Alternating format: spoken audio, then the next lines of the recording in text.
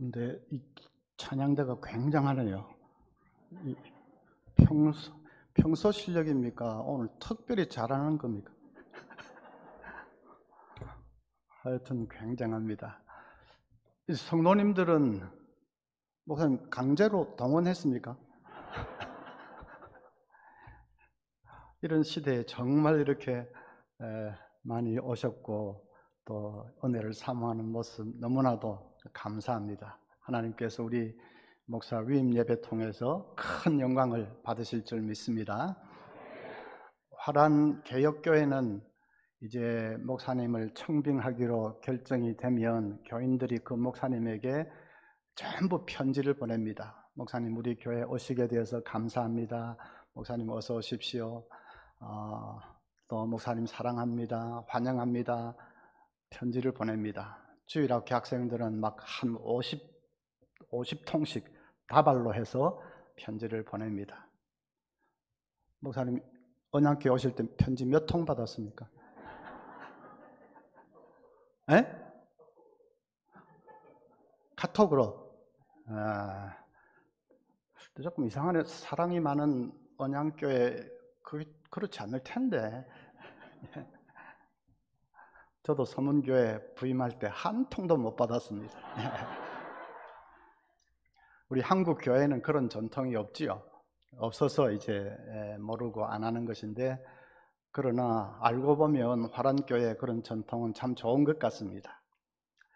자, 편지는 못 받았지만은 그래도 오늘 이 자리가 가장 영광스러운 자리이기 때문에 뭐 걱정할 거 없습니다. 목사 위임식은 대통령 취임식보다도 훨씬 더 기쁘고 영광스러운 자리입니다. 왜냐하면 이제 목사로 위임 받으면 그리스도의 사신이 되기 때문이라 그렇게 20절에 말씀을 했습니다. 사신이 무슨 일을 하는 사람이냐? 18절에 보면 화목하게 하는 직책이라고 말씀을 했습니다.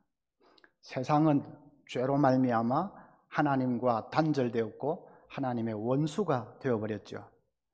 하나님의 원수로 살기 때문에 세상 사람들은 고통과 근심, 걱정과 죽음의 종으로 살고 있습니다.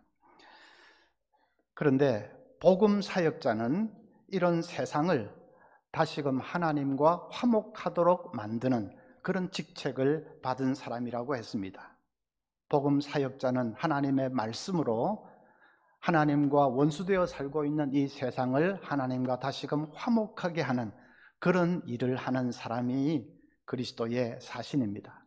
로마 제국은 어떤 땅을 정복을 하면 거기에 한 10명 내외의 사신을 먼저 보냅니다. 사신의 임무는 정복지 백성들을 잘 위무해서 로마 제국의 일원으로 끌어들이는 일입니다. 사신들이 실무적인 일도 합니다. 정복지의 경계도 정하고 통치하는 데 필요한 법령도 정하고 또 여러 가지 필요한 사항들 실무적인 일도 합니다. 그러나 진짜로 중요한 일은 정복지 백성들과 로마 제국 사이의 적대감을 해소하고 둘 사이에 진정한 평화가 이루어지도록, 그래서 그 정복지의 백성들이 진정한 로마 제국의 일원으로 들어올 수 있도록 다리를 놓는 일이었습니다. 그런 사신의 역할은 중요합니다. 만약에 사신이 그 일을 잘 감당을 못하면 정복을 했지만 어쩌면 별 소용없는 일이 될 수도 있습니다. 사신의 일은 새로운 땅을 정복하는 것보다 더 중요했습니다.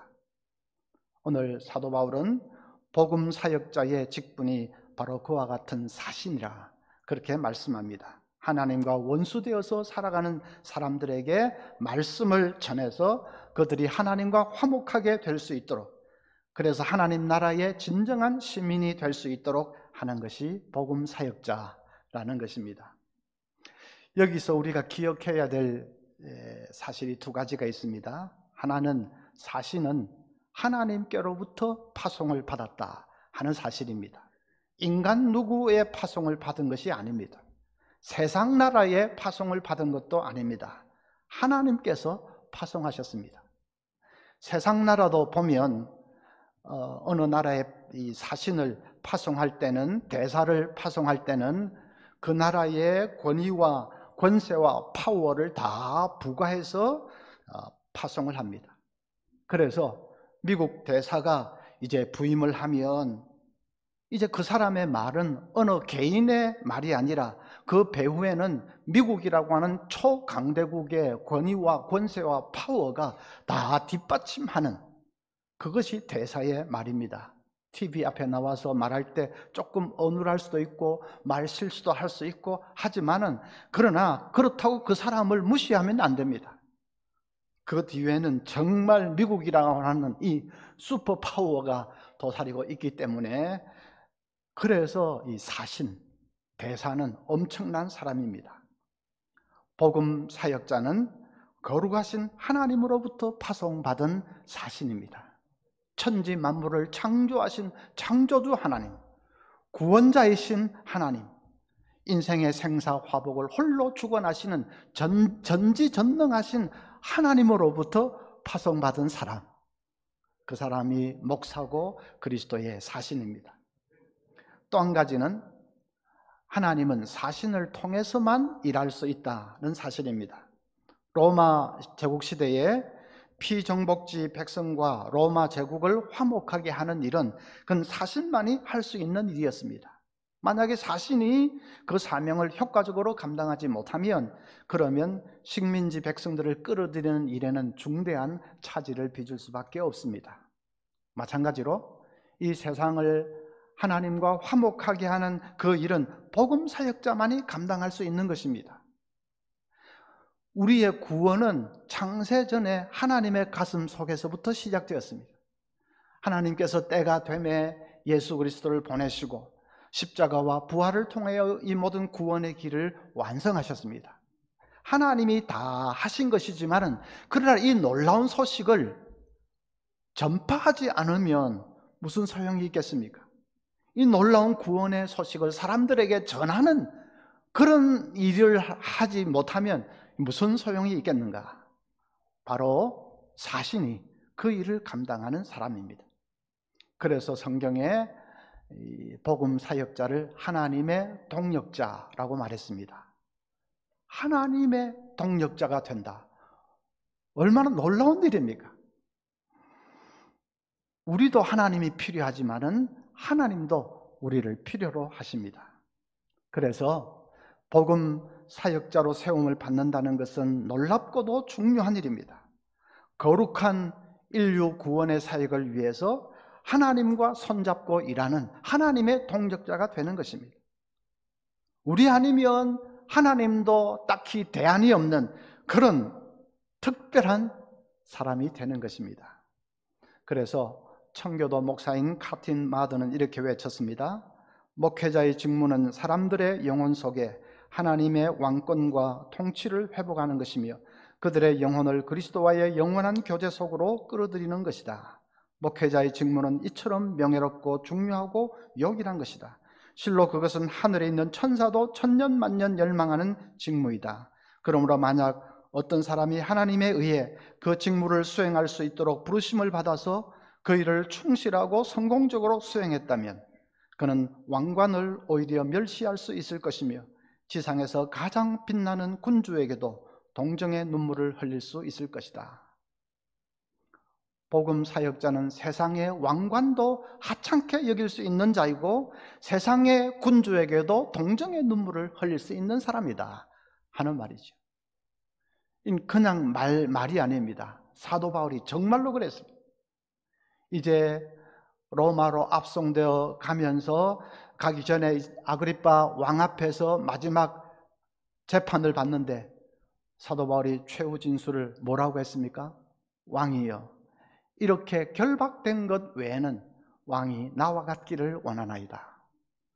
앞뒤 다 떼고 그 문장만 딱 생각을 해보면 그건 왕이 죄수에게 해야 되는 말입니다. 바울아, 이 불쌍한 작자야, 계급장 다 떼고 보면 나하고 나이도 비슷한데 너는 인생을 왜 그렇게 사냐? 지금 살지 죽을지 그걸 걱정하는 왜 그렇게 초라하게 사냐? 나를 봐라, 나는 왕이다. 너가 나 같으면 얼마나 좋으랴. 왕이 죄수에게 해야 되는 말이죠. 근데 그게 아닙니다. 죄수가 왕을 향하여, 왕이여, 이렇게 결박된 것은 솔직히 보기에 별로 좋지 않을지 모릅니다. 이 결박된 것 외에는 왕이 나와 같이 되었으면 얼마나 좋겠습니까? 복음 사역자의 영광입니다. 하나님께서 그를 세상과 하나님을 화목하게 할 수 있는 이 놀라운 직무를 맡기시고 하나님의 동력자로 세우시고 필요한 모든 권세와 권위와 파워를 복음 사역자에게 주시는 것입니다. 제가 한 번은 교회 그때 부임해서 몇 년 되지 않았습니다. 어떤 집사님에서 전화가 왔는데, 목사님, 우리 남편 수술을 했는데 방구가 나오지 않습니다. 그게 나와야 하면 이제 모든 게 잘 됐고 해결이 되는데 방구가 며칠째 나오지 않습니다. 주치의도 이거 무슨 재수술을 해야 되는지 걱정하고 있습니다. 목사님, 우리 남편 방구 나오게 기도해 주십시오. 기도 부탁 많이 받았지만 방구 나오게 해달라는 그런 부탁도 처음입니다. 그런데 그 집은 절박합니다. 장이 협착되어서 한 수술인데 뭐가 잘못되었는지 그게 안 나오는 겁니다. 그래서 간절히 기도했죠. 방구 나오게 해 주십시오. 제 기억으로 하루 지났습니다. 다시 전화가 따르릉 왔는데, 목사님, 남편 방구 나왔습니다. 며칠이나 안 나오던 방구가 기도하니까 하루 만에 방구가 나왔다고 합니다. 어느 집사님 댁에 신방을 갔는데 자리에 앉자마자 집사님이 이상한데. 집사님, 뭐가 그렇게 이상하십니까? 아주 해피가 이렇게 조용할 리가 없는데, 집에서 애완견을 키우는데 이름이 해피입니다. 얼마나 조그만 놈이 사나운지 밖에서 사람이 지나가는 소리만 나도 막 시끄럽게 짖고, 누가 손님이 오면 막 잡아먹을 듯이 짖고, 방에 가둬 놓으면 방문을 팍팍팍 긁으면서 짖고. 그래서 목사님 신방 오신다 할 때에 아이고, 이거 뭐 예배가 제대로 될까 걱정을 했는데, 목사님 들어오는 순간부터 해피 방에 가둬놨는데 쥐 죽은 듯이 조용하다는 것입니다. 정말 아무 소식도 없었습니다. 그러면서 그 집사님 하는 말이, 사람 눈에는 귀신이 안 보이지만 동물 눈에는 귀신이 보인다잖아요. 우리 해피가 목사님에게서 뭔가를 본 모양입니다. 귀신을 보았다는 뜻은 아니겠고 아마 성신이 함께하는 것을 본 모양입니다. 그 집사님 그렇게 말씀하죠. 말이 되게 무식한 것 같지요. 그래도 그분은 검사장까지 지낸 분이고 지금은 이제 은퇴해서 변호사를 하고 계신 분입니다. 영적으로는 이제 어린 거죠. 그런데 하여튼 그렇게 말을 하는데 그 순간에 제 마음이 딱 불안해지는 거 있죠. 이야, 저놈 강아지가 짖으면 큰일이다 이거. 나 완전히 체면 망친다. 불안해지는 거 있죠. 그래서 할 수 없다만 찬송도 3절까지 있는 거 짧은 거 부르고, 기도도 간단하게 하고, 말씀 요점만 딱 전하고 주기도문 하고, 그래 일어섰습니다. 목사님, 차라도 한 잔. 에이, 차는 무슨 차, 뭐 늘 마시는 게 차인데. 빨리 도망쳤습니다. 그런데 하여튼 제가 나올 때까지 뭐 개가 있는지 없는지도 모르요. 야, 참 나같이 참 보잘것없고 약한 사람인데 그 다니엘은 사자입을 막으시더니 그래도 하나님, 나는 똥강아지 입이라도 좀 막아주시는구나. 하나님이 뭐가 이쁘다고 뭐 특별히 보시겠습니까? 복음의 사역자니까, 말씀으로 세상을 하나님과 화목하게 하는 하나님의 동력자로 세움받은 사람이니까 하나님 필요한 능력과 또 필요한 모든 것을 제공해 주시는 것이지요.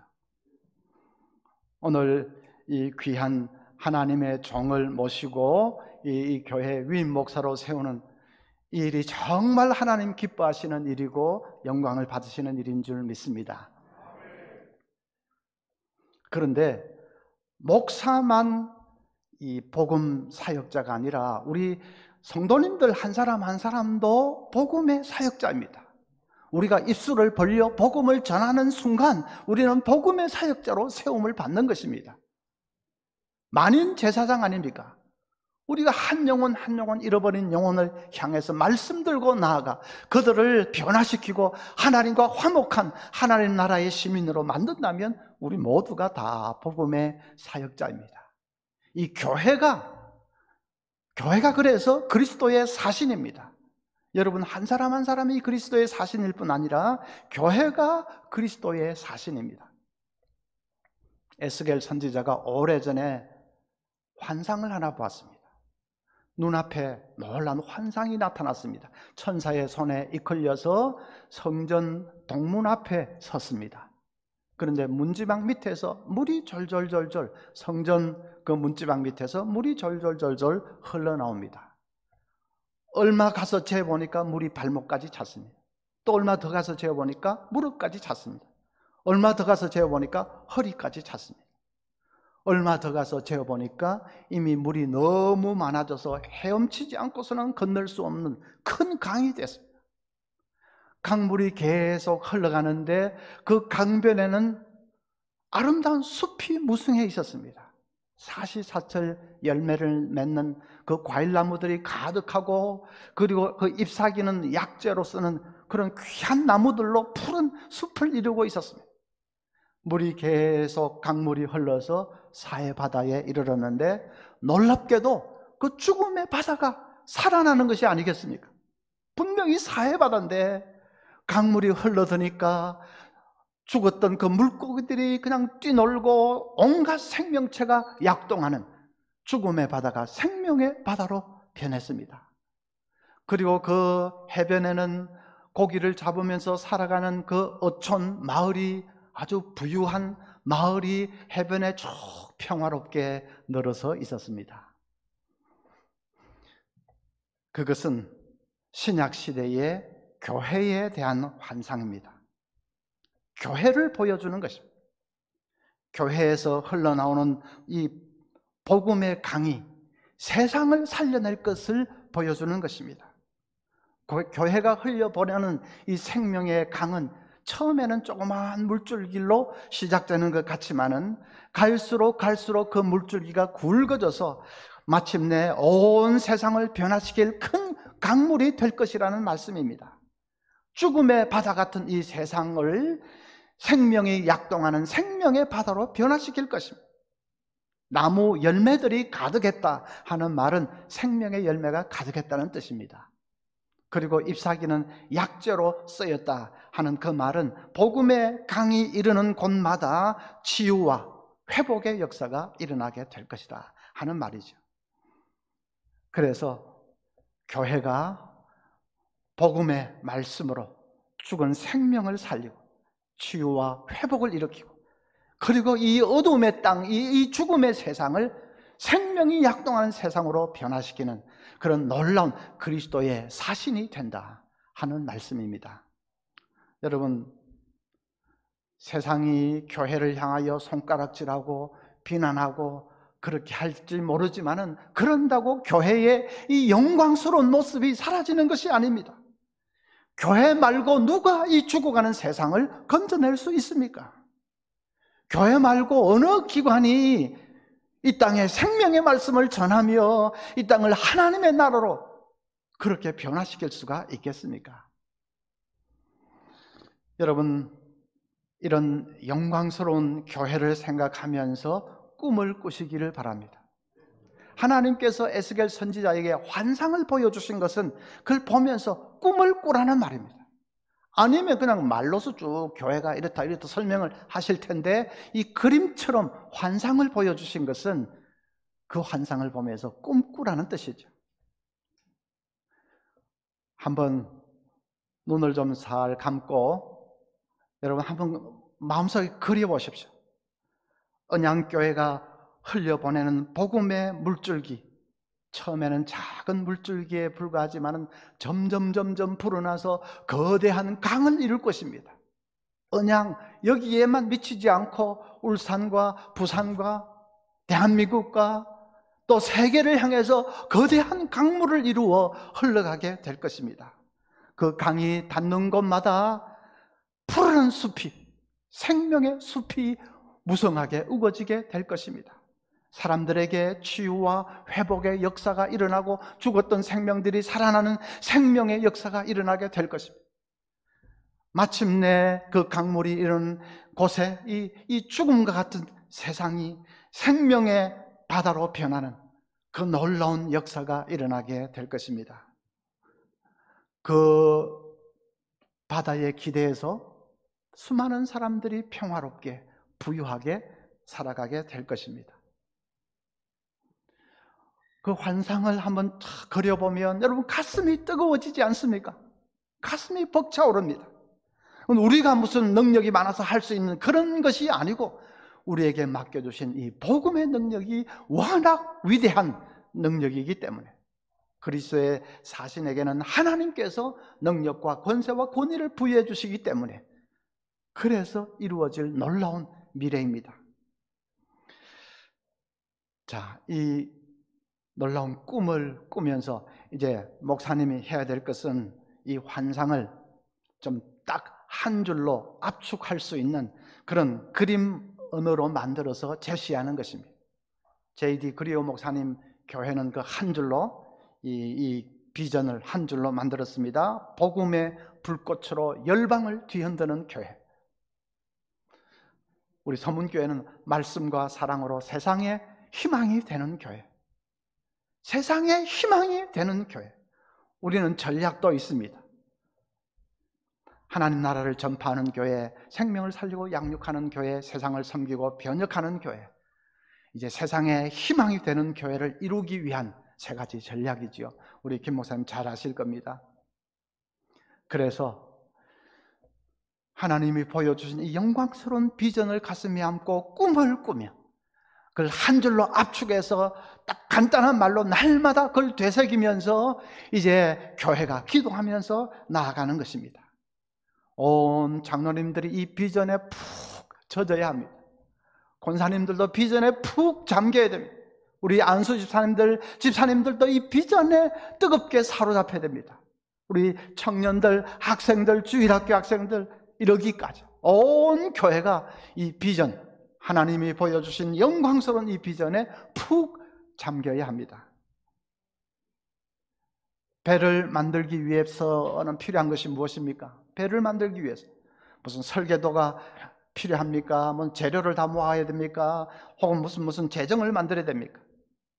배를 만들기 위해서 가장 필요한 것은 사람들에게 푸르른 바다를 보여주는 것입니다. 그 푸르른 망망대해 바다를 보여주면 전부 벌떡 일어나서 뭐 돈이 없고 뭐 재료가 없고 해도 전부 벌떡 일어나서 와르르 달려들어 배를 금방 만들어낼 것입니다. 그래서 우리 교회에 필요한 것은 가슴을 뜨겁게 하는 비전과 환상입니다.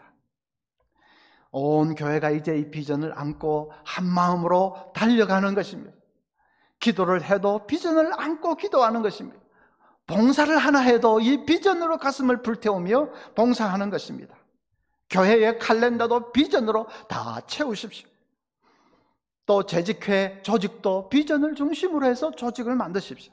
교회 재정도 다 비전을 중심으로 사용하십시오.